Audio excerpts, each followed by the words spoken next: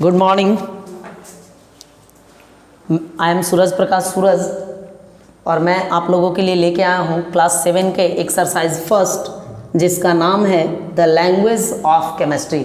सबसे पहले मैं कुछ इस लेसन के बारे में आप लोगों को इंट्रोडक्शन दे देता हूँ और कुछ आप लोगों को मैं ये बातें बता देता हूँ जिससे कि आप अच्छे तरीके से इसको पढ़ पाएंगे। सबसे बड़ी बात है कि इस बुक में क्लास 7 के book the language of chemistry जो फर्स्ट एक्सरसाइज है साइंस बुक में, इसमें आप लोग बढ़िया से देखिएगा तो स्टार्ट डायरेक्ट किया गया है एलिमेंट और उसके सिंबल से। उसके पहले की चीज़ें आपको बताई नहीं गई हैं, तो मैं कोशिश करूंगा कि आपको उसके पहले की चीज़ें भी बताई जाएं, क्योंकि जब तक आप पहले की कुछ बातें सीख नहीं पाएंगे तब तक आप आगे का काम कर नहीं पाएंगे, मतलब डायरेक्ट एलिमेंट और सिंबल से आप पढ़ नहीं पाएंगे। तो मैं आपको आज फर्स्ट डे बेसिक नॉलेज देता हूँ। फर्स्ट और सेकंड, आज और कल दोनों दिन जो वीडियो अपलोड होगा वो होगा बेसिक क्लास का। इसके बाद आपको आपके बुक के हिसाब से एलिमेंट और सिंबल के मुताबिक आप लोगों को लेके चला जाएगा। मैं कोशिश करूंगा छोटे से छोटे टॉपिक को आपको देने का, तो आपकी भी फर्ज बनती है कि आप अपने पास जब भी इस वीडियो को देख रहे हो तो एक नोटबुक लेके बैठ जाएं। नोटबुक लेके बैठने से और पेन लेके बैठने से जो भी डिफिनीशंस मैं अभी यहाँ पर लिख के दूंगा उन डिफिनीशंस को आप अपने कॉपी पे नोट करें। कॉपी पे नोट करें, फेयर कॉपी बनाएं, ताकि जब स्कूल ओपन हो तो अब आप उसको तैयारी करके हम लोगों को दिखा सकें। तो आइए शुरू करते हैं। सबसे पहले बात है कि यहाँ पे लिखा हुआ द लैंग्वेज ऑफ केमिस्ट्री, रसायन शास्त्र की भाषा। तो सबसे पहले यही पता होना चाहिए कि रसायन शास्त्र क्या है, रसायन शास्त्र आया कहाँ से, केमिस्ट्री कहाँ से आया। तो इसके लिए हमको जानना होगा, सबसे पहला टॉपिक वो होगा क्या, what do you mean by science, विज्ञान क्या होता है, साइंस क्या होता है, इसके बारे में हम लोग जानेंगे। तो साइंस के बारे में ऐसे तो अपर क्लासेस में बहुत बड़ा बड़ा डिफिनीशंस भी होता है, लेकिन आप लोग जूनियर क्लासेस में हैं और मैं चाहूँगा भी कि आपको अच्छे तरीके से समझ में आए, जिसके लिए मैं जितना सिंपल लैंग्वेज हो सकेगा मैं एज पॉसिबल आपके लिए लेके आऊँगा। तो सिंपल लैंग्वेज के मुताबिक बात करें तो इसका जो डिफिनीशन है वो है the systematic study, the systematic study of matters and about natural phenomenon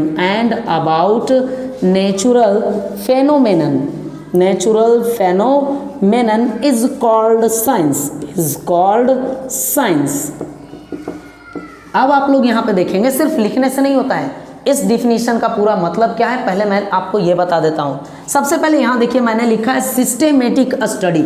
systematic कहने का मतलब होता है नियम से किए गए अध्ययन को, मतलब जहाँ से चाहे वहाँ से शुरू हम नहीं कर सकते हैं। फॉर एग्जाम्पल, अगर हम लोगों को कोई कह दें कि चाय बनाइए, तो ऐसा थोड़ी पे कि पहले बर्तन लेंगे और उसमें डायरेक्ट चीनी डाल देंगे या चाय पत्ती डाल देंगे, नहीं। इसके लिए पहले दूध देना होगा, पानी देना होगा, गैस चालू करना होगा, चीनी चाय पत्ती डालना होगा, मतलब एक नियम चलता है उस नियम से। तो इसी तरीके से लिखा हुआ है द सिस्टेमेटिक स्टडी, नियम के द्वारा किए गए अध्ययन को, है ना। किसका अध्ययन, तो मैटर्स के अध्ययन को। मैटर क्या है इसके बारे में मैं बताऊंगा अभी तुरंत। अभी आप लोग सिर्फ ये देखें कि नियम के मुताबिक किए गए अध्ययन, किसका अध्ययन, तो मैटर, और किसका अध्ययन, तो नेचुरल फेनोमेनन, मतलब प्राकृतिक घटनाओं को, है ना। प्राकृतिक घटनाओं और पदार्थ के नियमबद्ध किए गए अध्ययन को ही क्या कहा जाता है, साइंस कहा जाता है, विज्ञान कहा जाता है। अब बात आता है कि साइंस को कितने भागों में बांटा गया। तो बेसिकली जो साइंस है वो सिर्फ और सिर्फ दो भाग में बांटा गया है। बेसिकली जो साइंस है वो सिर्फ और सिर्फ दो भागों में बांटा गया है। मैं उन दोनों भागों को आपको दिखाता हूँ, आप देखिए, है ना। आप लोग अपना नोटबुक निकाल के कॉपी भी करते रहिएगा। तो साइंस को पहले बांटा गया लिविंग साइंस में, जिसका दूसरा नाम क्या हम लोगों ने दिया, बायोलॉजी, सजीव विज्ञान, जिसको जीव विज्ञान भी कहा जाता है। और दूसरा पार्ट है इसका non living science, non living science, है ना, जिसको हम लोग कहते हैं निर्जीव विज्ञान। फिर इस बायोलॉजी को भी दो भाग में बांटा गया, एक बांटा गया बॉटनी में और दूसरा बांटा गया जूलॉजी में। पहला बांटा गया आपका बॉटनी में और दूसरा बांटा गया क्या में, जूलॉजी में। और नॉन लिविंग साइंस को भी नॉर्मली दो भागों में बांट दिया गया, पहला था आपका फिजिक्स और दूसरा था आपका केमिस्ट्री। तो यहाँ से आया आपका केमिस्ट्री। तो आपको इन सभी टॉपिक्स के बारे में जानिएगा तभी आपको केमिस्ट्री समझ में आएगा। तो मैं कोशिश करूंगा कि सारे के सारे टॉपिक्स आपके साथ शेयर किया जाए। आप लोग अपने नोटबुक में लिखते जरूर जाएं, फेयर कॉपी जरूर बनाएं। चलिए तो हम लोग शुरू करते हैं लिविंग साइंस से। What do you mean by living science. Living science, ये लिविंग साइंस होता क्या है, जिसको हम लोग सजीव विज्ञान कहते हैं, ये लिविंग साइंस होता क्या है। तो विज्ञान की वैसी शाखा है ना, that branch of science in which we study about only living things and its properties, है ना, विज्ञान की वैसी शाखा जिसमें हम सिर्फ और सिर्फ सजीव जीव जंतुओं का ही अध्ययन करते हैं, उसी को हम लोग सजीव विज्ञान कहते हैं या जीव विज्ञान कहते हैं, है ना। तो यहाँ मैं लिख रहा हूँ that branch of science, that branch of science in which we study about, in which we study about only living things, only living things and its properties, and its properties, and its properties is called living science, is called living science। अब यहाँ से आप लोग देखें और एक बार फिर से समझें।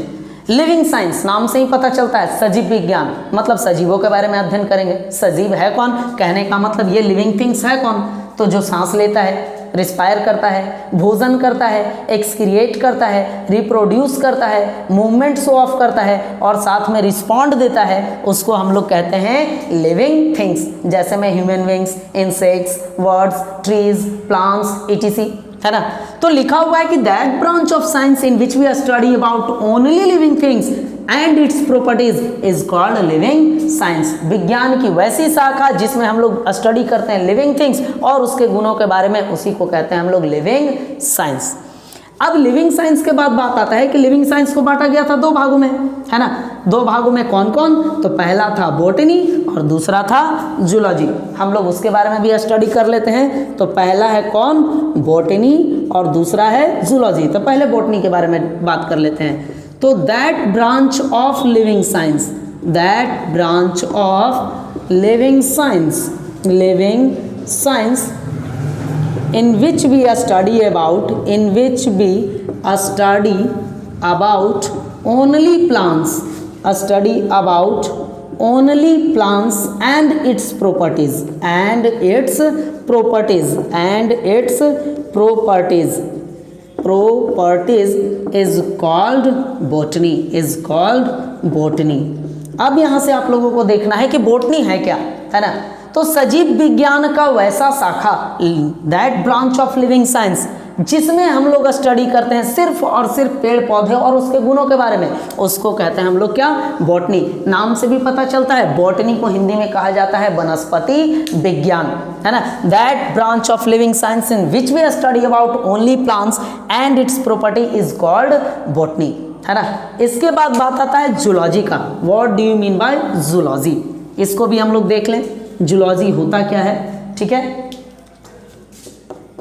जूलॉजी नाम से इसमें आप देख सकते हैं, देखिए साइंस याद करने की चीज़ नहीं है, साइंस समझने की चीज़ है। फोकस करके सुनिए, मिनिमम 3 टाइम्स वीडियो को देखिए, है ना। एक दिन आज देखिए, उसके बाद फिर 2 दिन बाद देखिए, फिर 2 दिन बाद देखिए। इसके साथ आपका क्या होगा, आप समझ पाएंगे।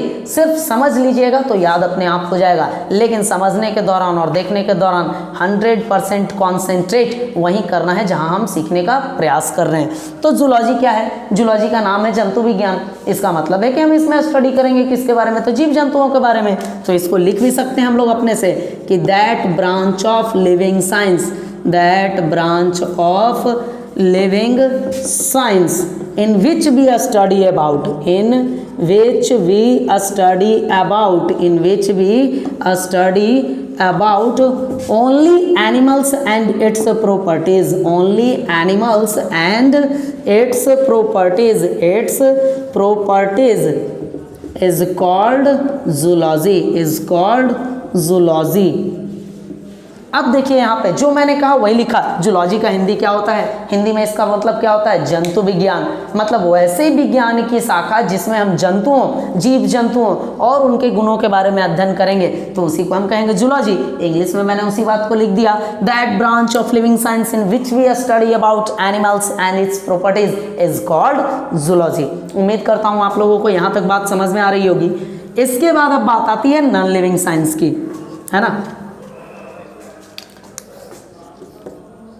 non-living science, non-living science, that branch of science, that branch of science in which we study about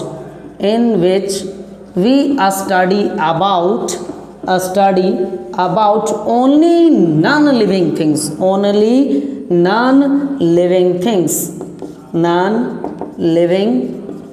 and its properties, and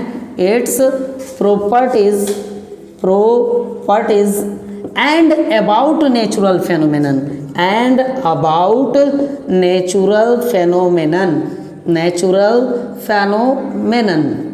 is called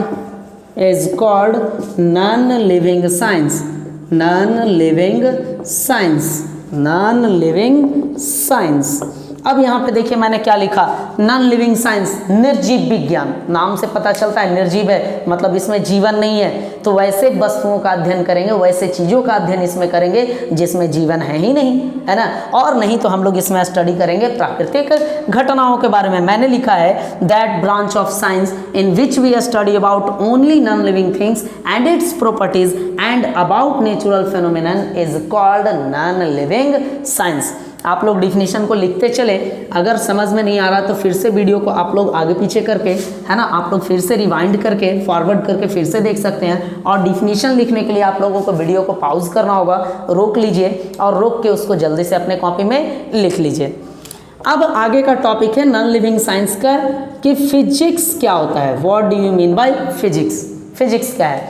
तो फिजिक्स है साइंस का एक वैसा भाग जिसमें हम लोग मैटर के फिजिकल प्रॉपर्टीज को स्टडी करते हैं। फिजिकल प्रॉपर्टी कहने का मतलब है ये पेन हमको वाइट ही क्यों दिखाई दे रहा है, ब्लू ही क्यों दिखाई दे रहा है, आइस को छुएंगे तो हमको ठंडा ही क्यों लगेगा, है ना, आग को छूते हैं तो गर्म ही क्यों लगता है ना, हमको आसमान नीला ही क्यों दिखाई देता है ना, पानी का रंग ही क्यों नहीं होता है। मतलब फिजिकल प्रॉपर्टी के बारे में हम लोग स्टडी करते हैं कहाँ, फिजिक्स में। और साथ साथ हम लोग नेचुरल फेनोमेनन के बारे में भी स्टडी कहाँ करते हैं, फिजिक्स में। जैसे भूकंप, है ना, earthquake, universe, light, sound, heat, temperature, इन सभी चीज़ों की भी स्टडी हम लोग कहाँ करते हैं, फिजिक्स में करते हैं। इसका मतलब है that branch of science in which we study about physical properties of matter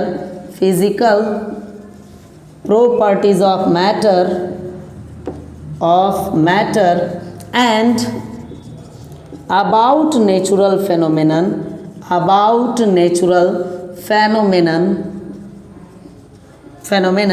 is called physics। मैंने अभी आपको तुरंत कुछ ही देर पहले समझाया था कि हम लोग फिजिक्स में स्टडी किसका करते हैं, तो फिजिकल प्रॉपर्टीज ऑफ मैटर। जैसे अगर मान लीजिए कोई बर्फ़ देता है तो बर्फ़ का रंग नहीं होता है, क्यों नहीं होता है, बर्फ़ छूने पर हमको ठंडा ही क्यों लगता है ना। अगर गलती से हमसे आयरन टच हो जाए, आयरन छूने पर गर्म ही क्यों लगता है ना। कोयला का रंग काला ही क्यों होता है ना। ये सारे चीज़ हमको कोई भी चीज़ देख रहे हैं, जैसे ये मार्कर देख रहे थे ये वाइट क्यों है, इससे लिख रहे हैं जो ब्लैक क्यों है ना, हमको ब्लैक नज़र क्यों आ रहा है, तो इसके बारे में स्टडी करते हैं। साथ में natural phenomenon, heat, light, temperature, sound, इन सभी चीज़ों का स्टडी भी हम लोग कहाँ कर लेते हैं, फिजिक्स में कर लेते हैं।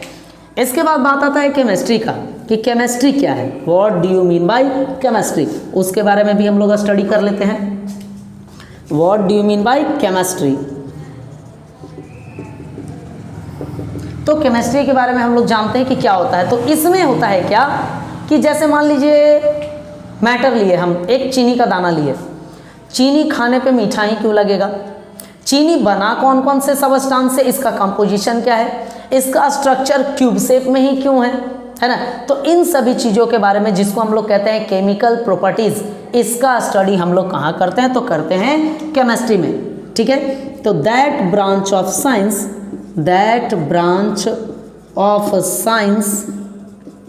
in which we study about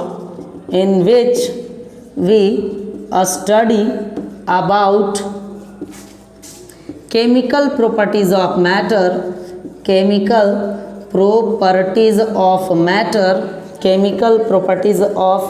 matter, its composition,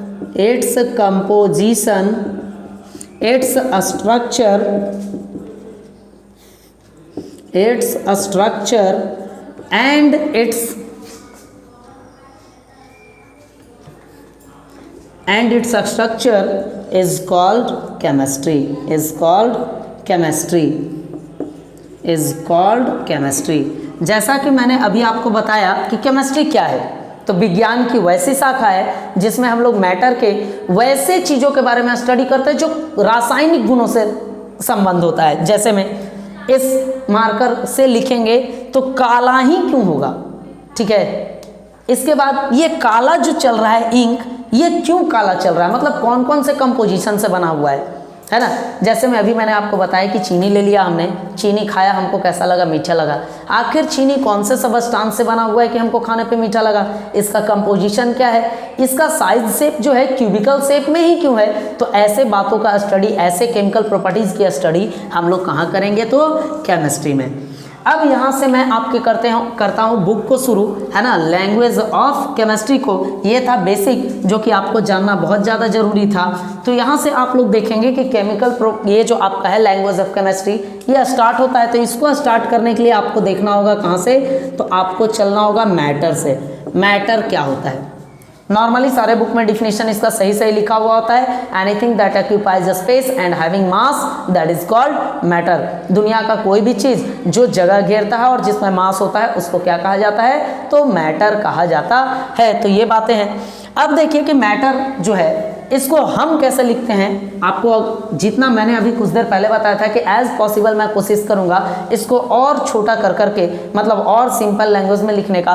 तो देखिए मेरे मुताबिक क्या है, anything that occupies a space, that occupies a space having some mass, having some mass which exert pressure, which exert pressure, which exert pressure, create some resistance and which can be filled with our sensitive organs, with our sensitive organs are called matters। अब इसको समझना बहुत ज़्यादा जरूरी है यहाँ से, ठीक है, क्योंकि यहाँ से ही आपका बेसिक साइंस, ये जो यूनिट स्टार्ट हुआ है सिर्फ क्लास 7 के लिए बहुत हेल्पफुल नहीं है, ये क्लास 6 वाले छात्रों के लिए भी बहुत हेल्पफुल है, साथ में क्लास 9 वाले छात्रों के लिए भी बहुत ज़्यादा हेल्पफुल है। तो मैटर के बारे में शुरू करें। मैंने लिखा एनीथिंग दैट ऑक्यूपाइज स्पेस, दुनिया का कोई भी चीज़ जो जगह घेरता है, दुनिया का कोई भी चीज़ जो क्या घेरता है, जगह घेरता है। हैविंग सम मास, उसमें कुछ वजन होता है। विच एक्सर्ट प्रेशर, वो दबाव डालता है ना। क्रिएट सम रेसिस्टेंस, अवरोध को उत्पन्न करता है, रुकावट पैदा करता है। और and which can be fill with our sensitive organs, और जिसको हम अपने ज्ञानेंद्रियों के द्वारा अनुभव कर सके, पहचान सके, उसको क्या कहा जाता है, मैटर। लेकिन सबसे बड़ा बात जो है कि मैटर होने का अभी भी सिर्फ 2 ही कंडीशन है, एक कि उसमें स्पेस कवर होना चाहिए और दूसरा उसमें मास होना चाहिए, ठीक है। अगर कोई चीज़ जो फील होता है हमारे सेंसिटिव ऑर्गन के द्वारा, लेकिन अगर उसमें स्पेस और मास नहीं है तो वो मैटर नहीं है। फॉर एग्जाम्पल, जैसे आप लोगों से कोई कहे, है ना, कि क्या आप मैटर हैं, तो आप बोलेंगे यस सर हम मैटर हैं। जैसे मैं एक बच्चे से पूछूं, क्या बच्चा तुम मैटर हो, तो बोलेगा yes sir of course I am a matter, है ना।